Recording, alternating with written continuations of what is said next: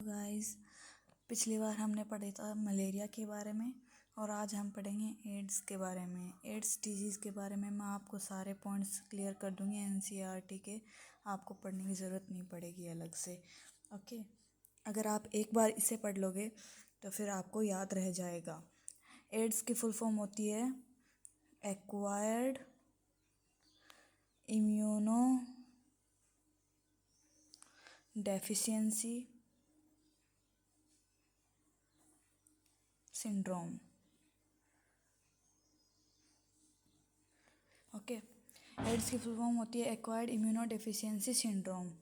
And इसका pathogen क्या होता है? पैथोजन कौन होता है ये जिसकी वजह से एड्स होता है? वो होता है HIV वायरस। HIV का full form human immuno deficiency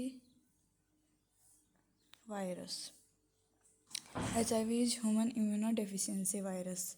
ये एक रेट्रोवायरल ग्रुप होता है। ओके,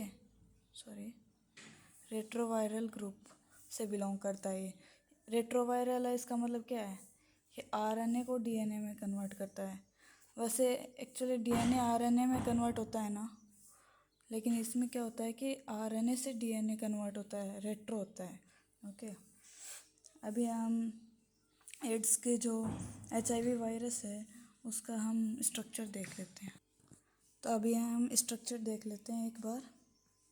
इस RNA जो भी रेट्रोवायरस है इसका।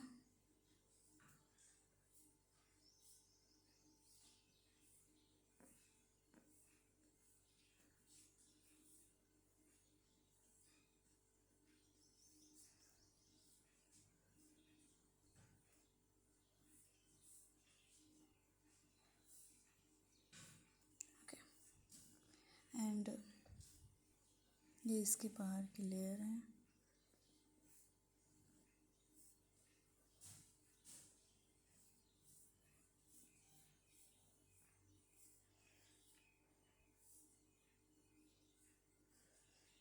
इसका क्या नाम होता है? P17। दो लेयर हैं बाहर की, P17 है और ये होती है P24। ओके, ये जो आउटर लेयर है इसमें रिसेप्टर्स होते हैं, glycoprotein receptors. Okay, glycoprotein receptors होते हैं।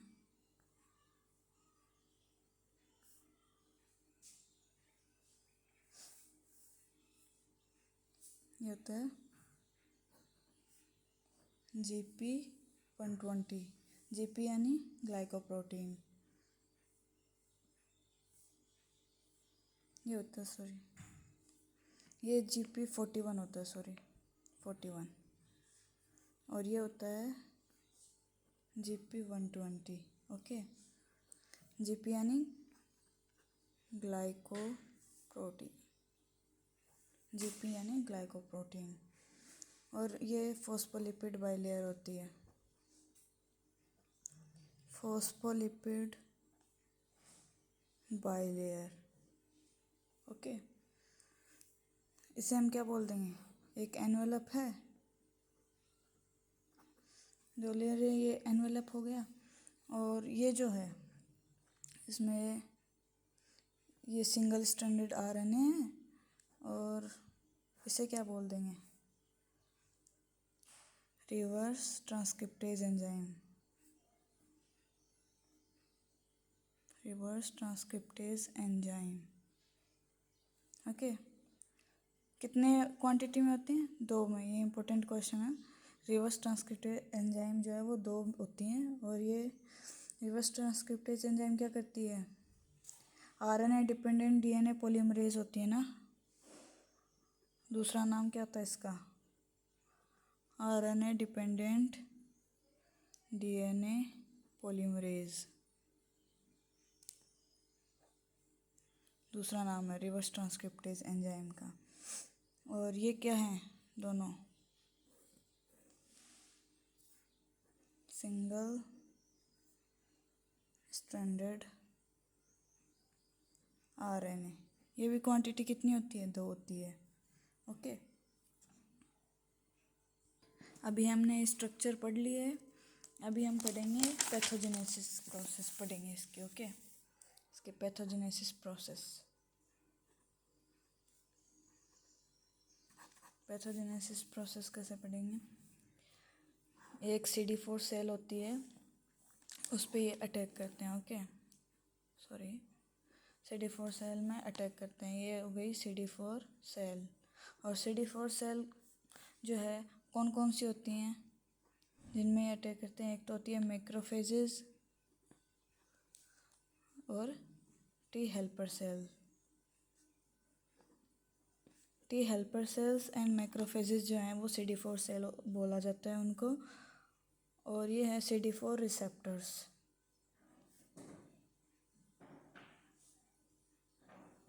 ये क्या है? ये है CD4 रिसेप्टर्स।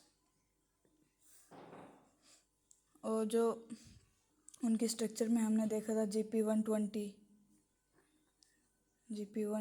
जो है वो अटैच होता है इनसे। ओके, GP120 वाला पार्ट जो है वो CD4 रिसेप्टर से अटैच होता है, फिर वो जाते हैं अंदर। ये सिंगल स्ट्रैंडेड RNA होते हैं, पहले तो आपको बताया था सिंगल स्ट्रैंडेड RNA होते हैं। उसके बाद में ये रिवर्स ट्रांसक्रिप्टेज एंजाइम से क्या करेंगे? सिंगल स्ट्रैंडेड DNA बन जाएगा, फिर ये डबल स्ट्रैंडेड DNA बन जाएंगे। ओके, एंड उसके बाद में क्या बनेगा? सिंगल स्ट्रैंडेड DNA बाद में बहुत सारे बन जाएंगे, प्रोटीन बने, mRNA बनेगा। उसके बाद में mRNA से प्रोटीन डबल स्ट्रैंडेड DNA से mRNA और mRNA से प्रोटीन बनेगा। तो फिर क्या होगा? HIV जो है वो और ज़्यादा बनेंगे। सिंगल स्ट्रैंडेड HIV जो है सिंगल स्ट्रैंडेड DNA बन जाएगा, RNA सॉरी, HIV और इंक्रीज़ हो जाएगा। और नॉर्मल काउंट कितना होता है? 900 पर mm³। ये नॉर्मल काउंट होता है CD4 सेल का। तो अभी हम एक ग्राफ के अकॉर्डिंग देखते हैं। ये है नंबर ऑफ वायरस, यहाँ पे आ जाएगा टाइम।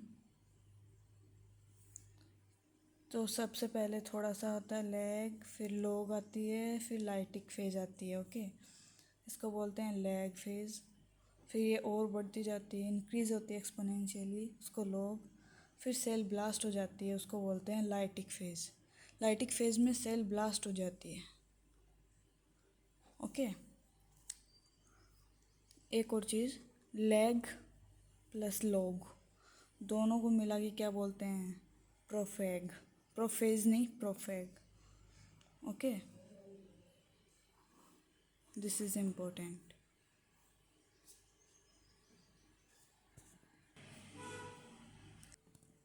अभी हमने ये सब पढ़ लिया है, पैथोजेनेसिस प्रोसेस भी पढ़ ली इसकी। अभी मैं पढ़ाऊँगी आपको ट्रांसमिशन। एड्स जो है वो कैसे ट्रांसमिट होता है। ओके, HIV वायरस कैसे ट्रांसमिट होता है, मोस्ट इम्पोर्टेंट ये बात याद रखनी है। Body fluid to body fluid transmission होता है इसका। हमेशा body fluid to body fluid ही इसका ट्रांसमिशन होता है। ओके, सबसे पहले आ गया sexual contact with infected person, right? Sexual contact with infected person. तो इससे बचने के लिए हमें क्या करना चाहिए? Should prevent from sexual contact. Sexual contact जो है मल्टीपल पार्टनर्स के साथ, उससे बचना चाहिए। With multiple partners. Then second आता है इन्फेक्टेड सिरिंज। ओके, थर्ड आता है मदर टू फिटस। मदर से बच्चे में भी जाता है, ट्रांसफ़र होता है। और एक पर्सन से दूसरे पर्सन जो ड्रग्स लेते हैं, जो मोस्टली ड्रग्स लेते हैं पर्सन, वो एक सिरिंज को यूज़ कर लिया, फिर उसी सिरिंज को दूसरे ने यूज़ कर लिया, तो फिर अगर उस फर्स्ट वाले पर्सन को अगर बाय चांस एड्स हुआ तो उसमें भी ट्रांसमिट हो सकता है। ओके, देन हम पढ़ेंगे साइन एंड सिम्टम्स।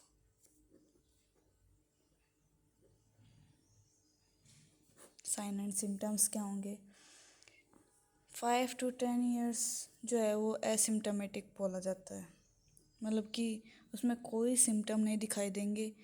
शुरुआत के जो 5 to 10 ईयर्स होते हैं उनमें कोई सिम्टम दिखाई नहीं देंगे।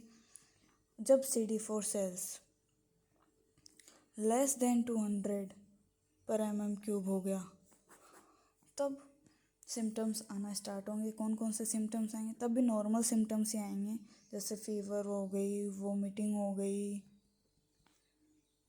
और डायरिया, हेडेक, ये सिम्टम्स से आते हैं नॉर्मली। ओके, देन टेस्ट कौन कौन से होते हैं इसके लिए? फर्स्ट है वेस्टर्न ब्लॉटिंग टेस्ट। फर्स्ट है वेस्टर्न ब्लॉटिंग टेस्ट। ये एक कन्फर्मेटरी टेस्ट होता है, confirmatory test of AIDS. AIDS का confirmatory test is western blotting test. Okay, then second है एलिजा।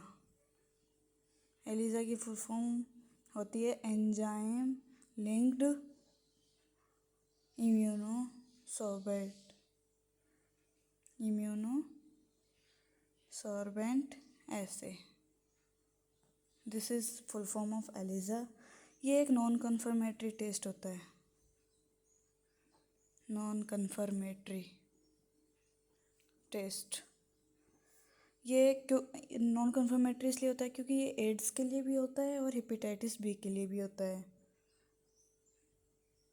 और हेपेटाइटिस बी और एड्स दोनों के लिए होता है। अगर ये कराया तो अगर किसी को हेपेटाइटिस बी है तो भी ये पॉजिटिव टेस्ट आएगा।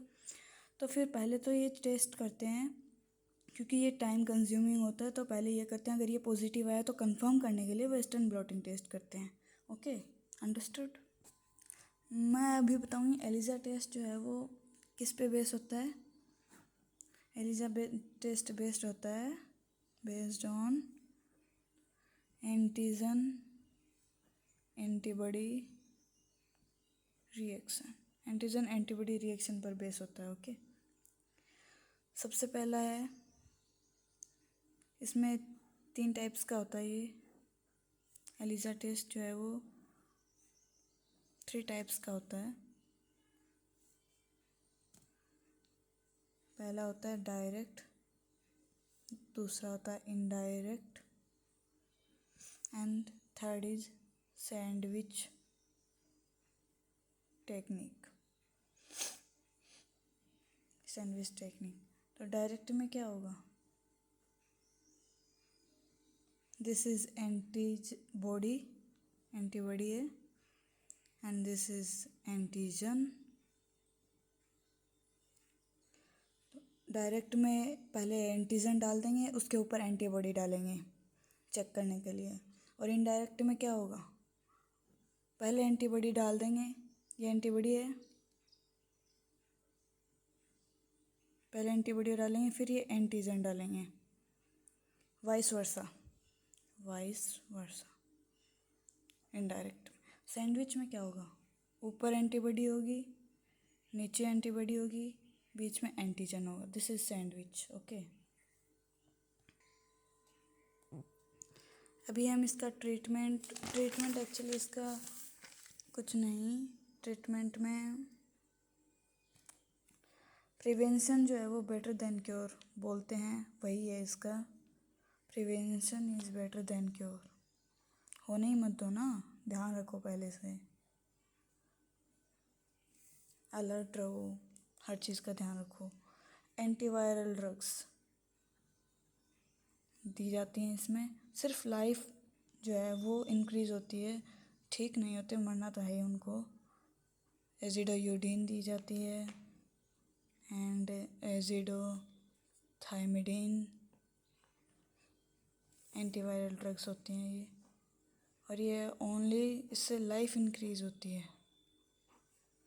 ओके, ओनली लाइफ इंक्रीज़ होती है, बाकी कुछ फ़ायदेमंद नहीं होता है। इससे अच्छा prevention is better than cure. Okay, thank you. I hope आप लोगों को समझ आया होगा।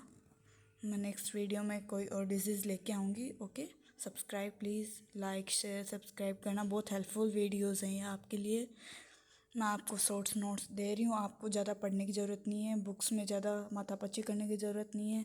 मैं आपको जो नोट्स दे रही हूँ एक बार आप पढ़ लीजिए, बहुत ज़्यादा हेल्पफुल बच्चों, बहुत ज़्यादा हेल्पफुल है। Okay, bye, take care.